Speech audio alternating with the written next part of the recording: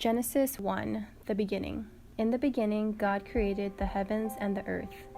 Now the earth was formless and empty. Darkness was over the surface of the deep, and the Spirit of God was hovering over the waters. And God said, "Let there be light," and there was light. God saw that the light was good, and he separated the light from the darkness. God called the light day, and the darkness he called night.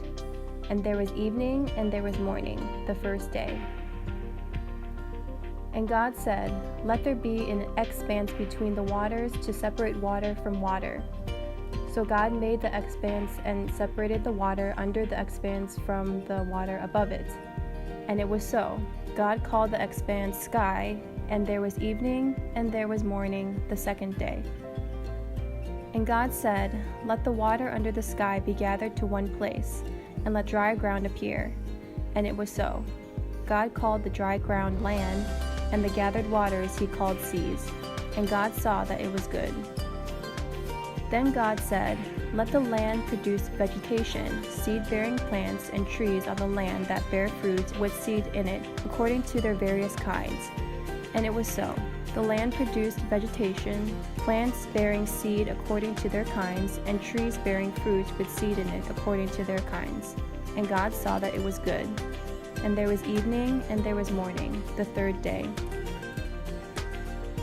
And God said, "Let there be lights in the expanse of the sky to separate the day from the night, and let them serve as signs to mark seasons and days and years, and let them be lights in the expanse of the sky to give light on the earth." And it was so. God made two great lights, the greater light to govern the day, and the lesser light to govern the night. He also made the stars. God set them in the expanse of the sky to give light on the earth, to govern the day and the night, and to separate the light from darkness. And God saw that it was good.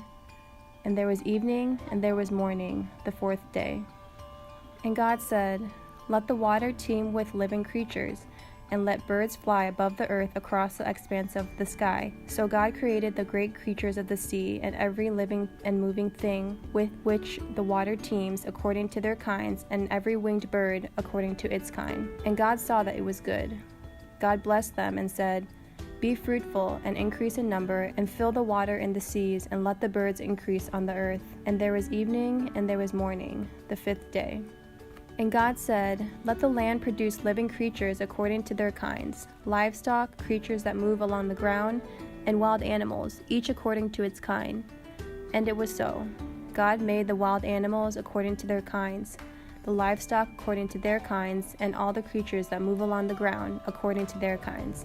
And God saw that it was good. Then God said, "Let us make man in our image, in our likeness, and let them rule over the fish of the sea and the birds of the air, over the livestock, over all the earth, and over all the creatures that move along the ground."